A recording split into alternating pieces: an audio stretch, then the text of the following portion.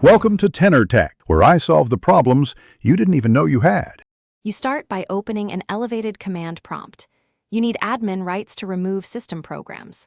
Once done, list installed Python packages and interpreters with where Python or py-0p, and if needed, query installed products. wmic product get name, identifying number.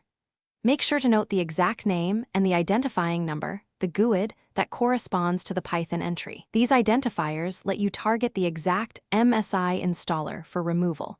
Do this now so the next command is precise and safe. You will execute mseexec against the GUID you recorded.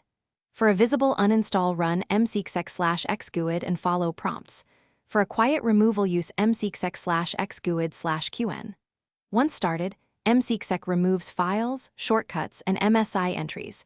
This is why the GUID matters.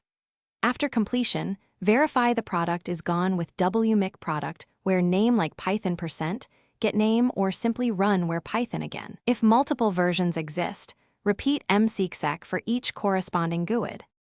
You finish by removing leftover path entries and folders so no stale references remain. Open system properties, right arrow environment variables, or use setx to trim path. Then delete remaining Python directories in program files or app data.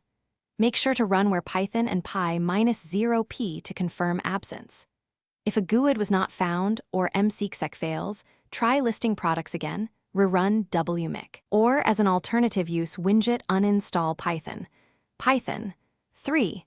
If commands fail, reboot and retry the. Thanks for watching. Subscribe to keep your life in tune.